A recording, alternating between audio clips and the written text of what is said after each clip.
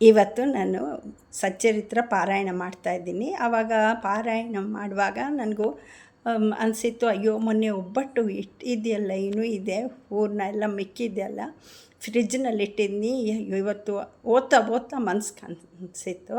ಆಮೇಲೆ ಇವತ್ತು ಮಾಡೋಣ ಅಂತ ಆಮೇಲೆ ಸುಮ್ಮನೆ ಆಗಿದ್ನಿ. ಆಮೇಲೆ ಓದ್ತಾ ಇದ್ದರೆ ಲಾಸ್ಟ್ನಲ್ಲಿ 32 ಚಾಪ್ಟರ್ ಗೋಖಲೆ ಹೆಂಡತಿ ಏನು ಮಾಡ್ತಾರೆ, ಉಪವಾಸ ಮಾಡೋಣ ಅಂತ ಕೂತಿರ್ತಾರೆ ಬಾಬಾ ಹತ್ರ. ಅವಾಗ ಬಾಬಾ ಹೇಳ್ತಾರೆ, ಉಪವಾಸ ಏನು ಮಾಡಬೇಡಮ್ಮ, ಹೋಗಿ ಮನೆಗೆ ಹೋಗಿ ಒಬ್ಬಟ್ಟು ಮಾಡಿ ನೀನು ತಿಂದು ಬೇರೆಯವ್ರಿಗೆ ಹಂಚಮ್ಮ, ಒಳ್ಳೆಯದಾಗುತ್ತೆ, ಉಪವಾಸ ಮಾತ್ರ ಮಾಡಬೇಡ ಅಂತ ಹೇಳ್ತಾರೆ. ಆವಾಗ ನಾನು ಎಂಡಿಂಗ್ನಲ್ಲಿ 32 ಚಾಪ್ಟರ್ನಲ್ಲಿ ಇದೆ. ಆವಾಗ ನನಗೆ ಅನಿಸಿತ್ತು, ನನಗೆ ಬಾಬಾ ಹೇಳ್ತಾ ಇದ್ದಾರೇನೋ ಇವಾಗ ನೈವೇದ್ಯ, ಅದು ಶ್ರಾವಣ ಗುರುವಾರ ಅಲ್ವಾ ಅಂತ. ಆಮೇಲೆ ನಾನು ಎದ್ದು ಸಾಯಂಕಾಲ ಒಬ್ಬಟ್ಟು ಮಾಡಿ ಫ್ರಿಜ್ಜಿಂದ ತೆಗೆದು ಆರತಿ ಟೈಮ್ ಇಟ್ಟು ನೈವೇದ್ಯ ಮಾಡಿ ಆರತಿ ಮಾಡಿದ್ದೆ.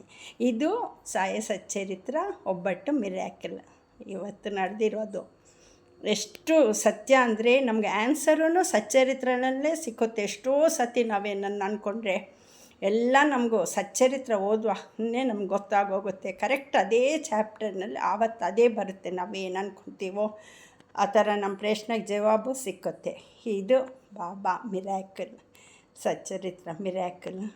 ಆಮೇಲೆ ನಾನು ಇನ್ನೊಂದು ಹೇಳೋಕೆ ಇಷ್ಟಪಡ್ತೀನಿ, ಯಾರು ಒಬ್ಬರಿಗೆ ಕೀಡು ಎನಿಸ್ಬೇಡಿ, ಕೆಟ್ಟದ್ದು ಮಾಡೋಕ್ಕೆ ಹೋಗಬೇಡಿ.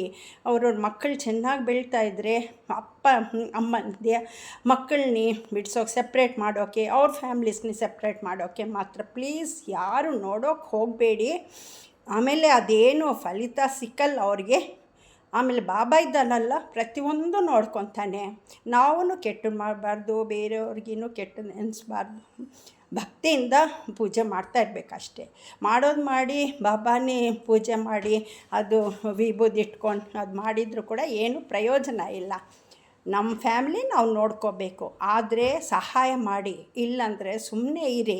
ಕೆಟ್ಟದ್ದು ಮಾಡೋಕ್ಕೆ ಮಾತ್ರ ಹೋಗಬೇಡಿ ಸ್ವಂತ ಫ್ಯಾಮ್ಲೀಸ್ನಲ್ಲೇ ಪ್ಲೀಸ್. ಇಷ್ಟೇ ಬಾಬಾದು ಮಿರಾಕಲ್ ಇವತ್ತು ಒಬ್ಬಟ್ಟು ತೋರಿಸಿ.